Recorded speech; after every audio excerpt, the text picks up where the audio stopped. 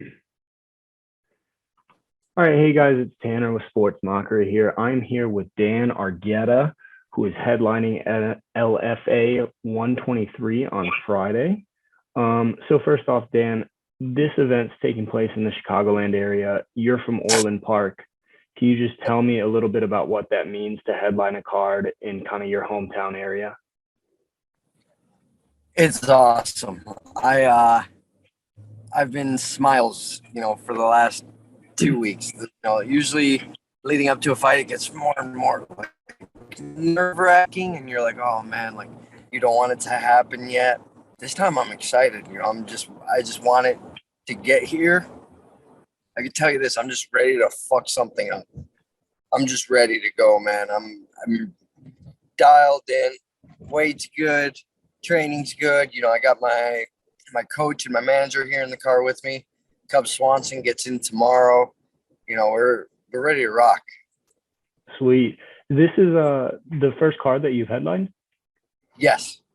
First card I've Awesome. headlined it. And everyone's like, oh, how's that type of pressure? I'm like, I'm just pissed I don't get to, hang out and watch a couple fights after I fight. But at the same time, I'm excited. My friends are wild. My friends are awesome supporters. They got a party bus coming to the casino. They made an after party. It's gonna be great. I'm excited. Well, let me know if there's an extra spot on the party bus. Oh shoot. Okay. So you got to be a part of the last season of Tough, The Ultimate Fighter.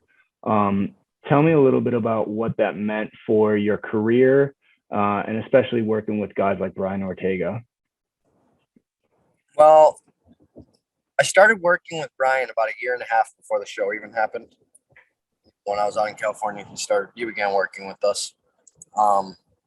So that was cool because it was a familiar face that was there, and one of the most familiar faces that was one of the most important parts of that show.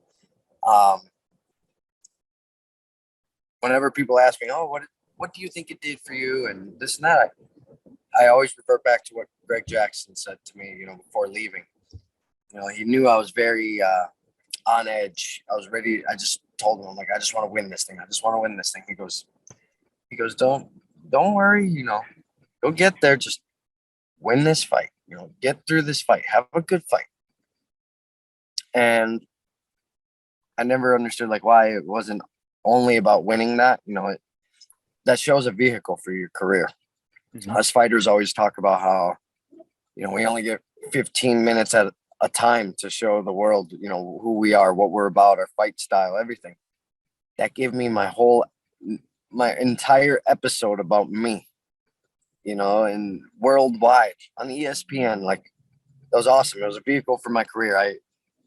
I'm happy that now people click my page, they message me, they get to know me, they see what I'm about on, through my social media, they see, what I'm up to. And it's that's what it's about. That I want to make sure people know, I'm normal, man. I'm fun.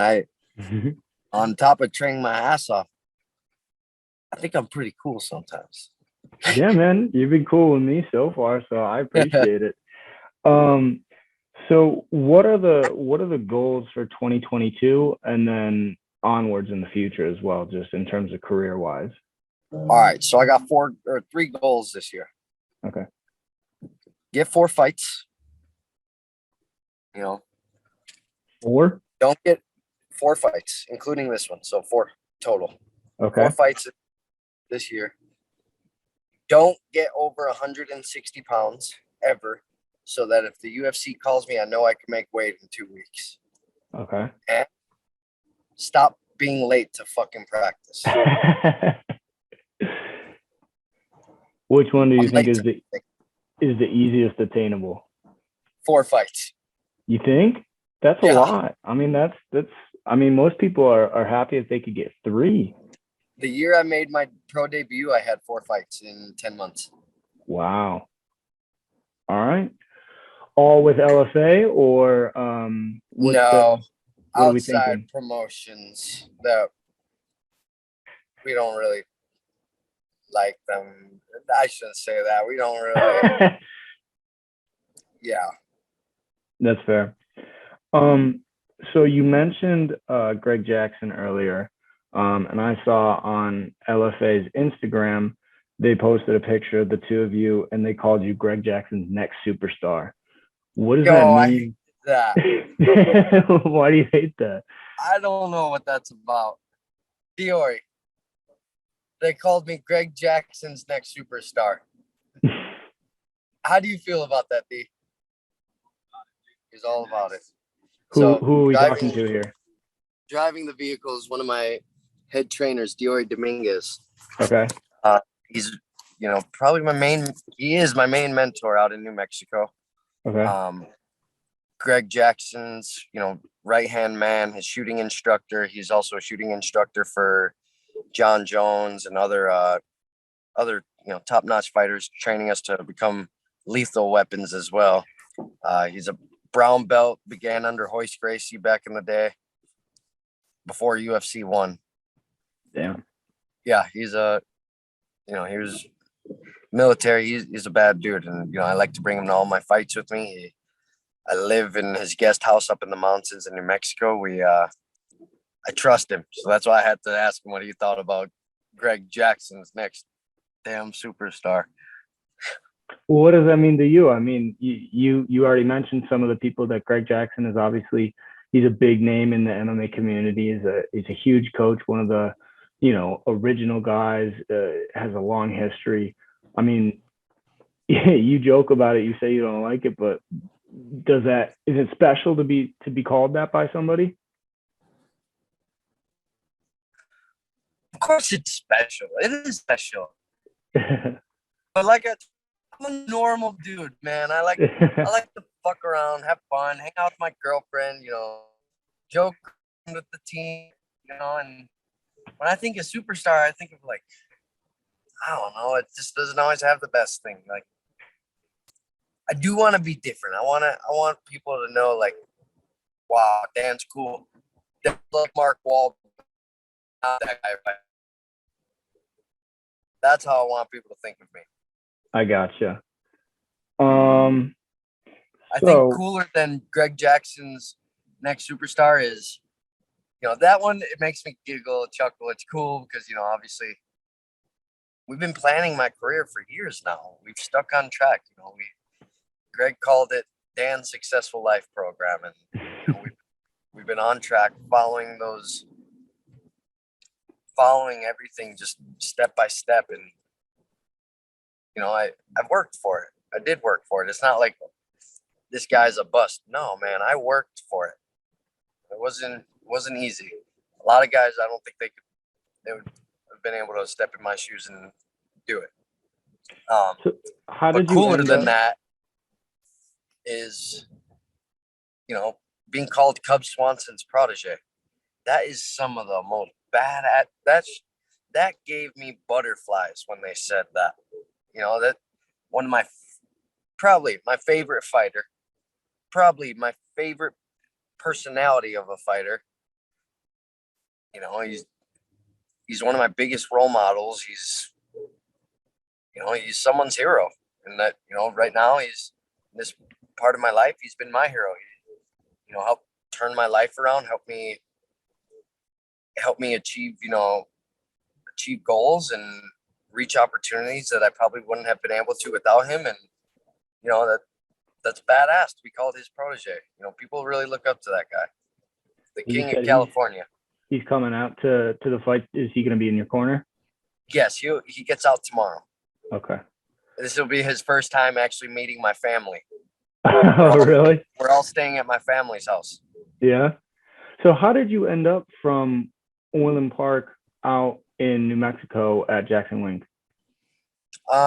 Izzy Martinez, he runs Izzy Style Wrestling Academy. Okay. Up in Addison. After I got done wrestling in college, I was burnt out. I quit. I was done competing. And I was like, no, I still should be on the mats. Stop being a piece of shit. I need to be on the mats. So I got a hold of him. I was like, hey, you guys looking for a coach? He was like, yeah, come by. A couple weeks, into going there almost every day to wrestle. He was like, hey, you want to work with this guy? And I'm like, sure. That guy was Anthony Pettis. I went up to Milwaukee to work out with Anthony Pettis, and then a couple, weeks doing that, and then he's like, "Hey, be at the gym." I think it was like a week before Christmas. So it was in the winter. He's like, "Hey, come to the gym. I got 2 guys need you to work with." I'm like, "All right." And it was Cub Swanson and Juan Archuleta. Wow. I have no idea who these dudes are, man. I didn't know who Pettis was. I have no idea. You weren't an MMA fan at the time.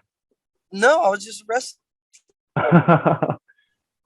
And I was like, okay. And Cub throws me some, 4-ounce MMA gloves, like UFC gloves, and goes, all right. We all got gloves on, and Izzy says, "All right, Dan, just try to take him down." And he's up against a wall, and I go to take a shot, and I just get 1-2 right to the face. And that was the first time I ever been punched in the face. I was like, "What the fuck?" And then it just took off from there. Yeah, it took off from there. Began working with him for camps. He began vouching for me at both of them. Izzy and Cub began vouching for me at Jackson Wink Academy, and it wasn't until like my second amateur fight that I began going to Gracie Baja, because I got choked out in my second amateur fight. Mm-hmm. And those professors just couldn't. I just don't think they could handle, how talented I was in wrestling and how physical I was to be getting choked out. So then Gracie Baja took me on, and for me, there's an open door policy at any Gracie Baja school in the country, just about. Sweet. So how long you been with Jackson Wink then? No. The first time I went out there was 2016, I believe. Okay. All right, man. Well, I got just one more for you. Online tickets are sold out for the event already. How does that make you feel? I feel bad because a lot of people want to go. Really? Dude, I was just at the gym, and I don't know if you know who Haley Aguelo is. Mm-mm. She is an Olympian from the London Games, a wrestler. She wrestled at Lockport High School. She was a state placer in Illinois in wrestling. Olympic wrestler, badass. And she's like, "Yeah, how can I get tickets for your fight?" And for me to tell her, "Hey, they're kind of sold out. Sorry." Mm-hmm.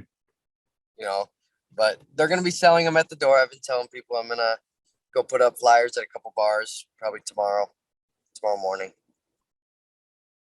Sweet. But You've been getting up. Is that weird that they sold out online already? Is that? I don't know. I mean, I think like me personally, I've been waiting for an MMA event to come to this area for so long with COVID and everything. And I think maybe it's just, this is the first one back, and it's LFA. So it's like, Go straight.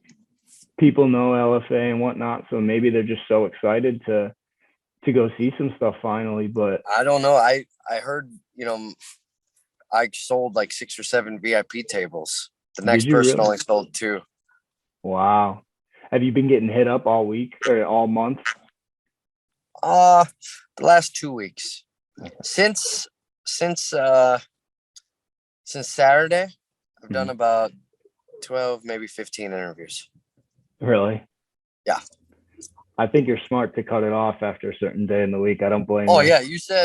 You asked me, can we do it Wednesday or Thursday? And I'm like, you son of a gun. I was like, no, I'm done on Wednesday.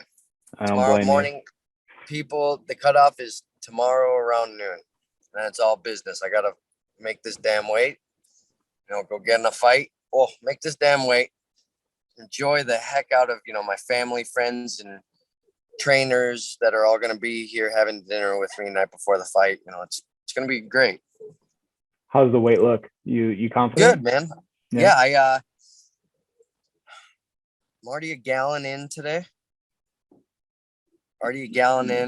Got done working out in the high 40s, so meaning I probably got down to 42, 41 if I wasn't water loading. So I'm right there. There you go. Yeah. Last thing I wanted to ask you was, I saw there's a fundraiser on your Instagram. Yes. You want to tell us a little bit of what that's about? Okay, so not to sound cheesy, but the adaptive MMA program, it changed my life. It helped me realize, like, whenever we feel bad for ourselves and, you know, I don't want to go to training, or I don't want to run, or I think I'm having a rough day, there's a kid out there, there's an adult out there that they can't do the same stuff as us. You know, whether it's mentally, whether it's physically, they can't. They're not capable, and that sucks. That really sucks. And what this program does is, you know, it allows these people of New Mexico to come into our gym, train with a pro fighter. You know, you get to train with pro fighters for a couple, you know, throughout the week. You know, I volunteer for the program, and, you know, that money is going to go towards, you know, paying for these coaches' time. So it was a win-win situation. You know, I get to volunteer and make money for them. Like, it was awesome. You know, the program is actually ran by Mr. and Mrs. Winklejohn. Okay. Out of Jackson's. And dude, the lives they have changed. It's amazing. I didn't realize I was impacting lives. I was just thinking, hey, what can I do for them? And, you know, to make, I don't know how much it's at right now, a little over $1,000 in 3 days. I was like, oh shit, cool. Like, wow. You know, no skin off my back. But that, you know, I would suggest, you know, go on my profile, and the donation link is still available. I'll share it on my story probably sometime today.